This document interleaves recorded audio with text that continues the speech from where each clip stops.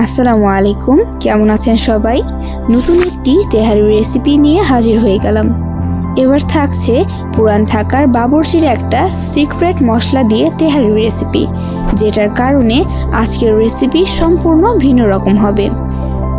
আর এই মশলা হয়তো অনেকেই ব্যবহার করেন। আশা করি আমার রেসিপিগুলোর মতো এটাও আপনারা ভীষণ রকম পছন্দ করবেন।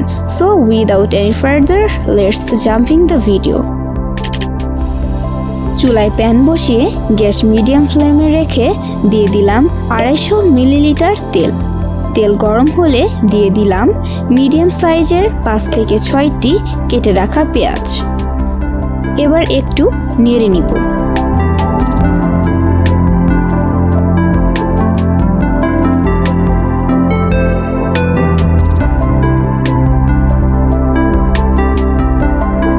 অ্যাড করছি 3টি দারচিনি এবং একটি সাদা এলাচ। পেঁয়াজগুলো ব্রাউন হওয়া পর্যন্ত ভেজে নিব। আমি হাফ কেজির একটু বেশি ব্রয়লার মুরগি কেটে পরিষ্কার করে ফয়েল পেপার দিয়ে ঢেকে রেখেছি।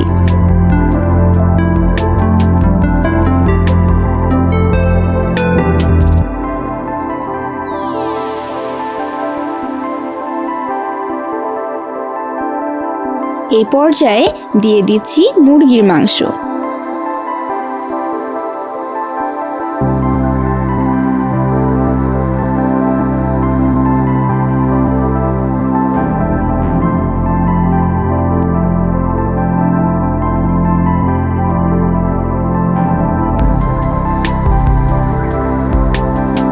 অ্যাড করছি কেটে রাখা 10 থেকে 12টি কাঁচামরিচ। একটু নেড়ে অপেক্ষা করতে হবে মাংস থেকে পানি ছেড়ে দেওয়া পর্যন্ত।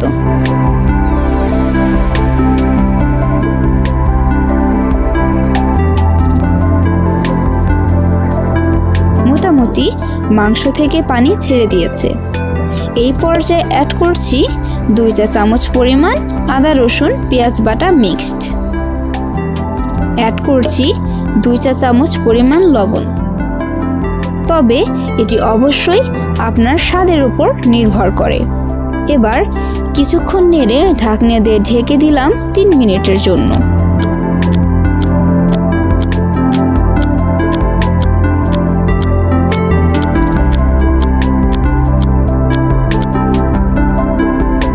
দেখতে পাচ্ছেন মাংস থেকে পানি ছেড়ে দিয়েছে।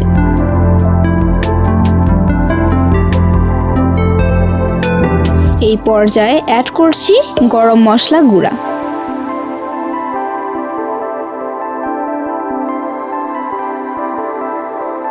অ্যাড করছি হাফ চা চামচ শাহি জিরা বাটা। অ্যাড করছি বাবুর্চির সিক্রেট 1 টেবিল চামচ সরিষা বাটা পানিতে মিক্সড করে। একটু নেড়ে কষিয়ে নেব 3 মিনিট।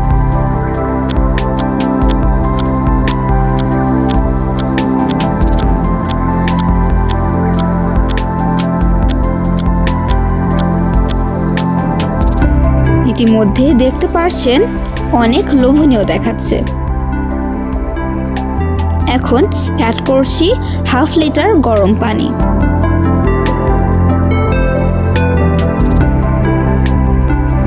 অ্যাড করছি হাফ লিটার তরল দুধ। অ্যাড করছি 6 থেকে 7টি আস্ত কাঁচামরিচ। অ্যাড করছি 1 চা চামচ পরিমাণ লবণ। একটু নেড়ে অবশ্যই চেক করে নেবেন লবণের স্বাদ ঠিক আছে কিনা। এই পর্যায়ে অ্যাড করছি হাফ কেজি চিনি গুঁড়া পোলার চাউল। এবার একটু নেড়ে ঢেকে দিলাম।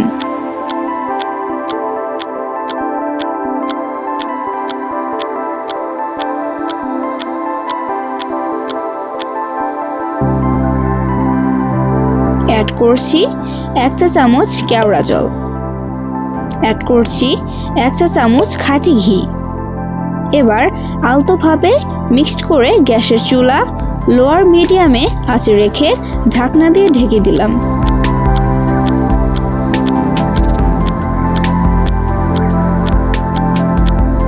ঠিক এই রকম পানি শুকিয়ে আসলে আলতোভাবে নেড়ে ঢেকে দিলাম 15 থেকে 20 মিনিটের জন্য।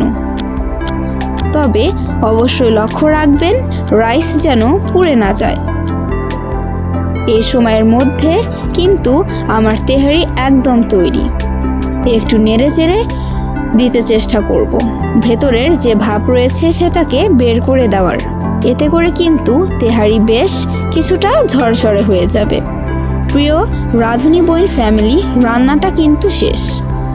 আর এই তেহারিটা রান্না করে না খেলে বুঝতেই পারবেন না যে সয়াবিন তেল দিয়ে এত মজার তেহারি রান্না করা যায়। এবার একটু ঝটপট বলে ফেলুন তো, এই সিক্রেট মশলা বা সরিষা বাটা দিয়ে কারা কারা বাড়িতে তেহারি রান্না করে ট্রাই করে দেখেছেন? আর যাদের এখনও ট্রাই করা হয়নি ঝটপট করে ফেলুন, তা না হলে কিন্তু আবার ভালো কিছু মিস হয়ে যেতে পারে। তাহলে আজকে বিদায় নিচ্ছি। আপনাদের সুন্দর সুন্দর কমেন্টের অপেক্ষায় রইলাম। ভালো থাকবেন, ধন্যবাদ।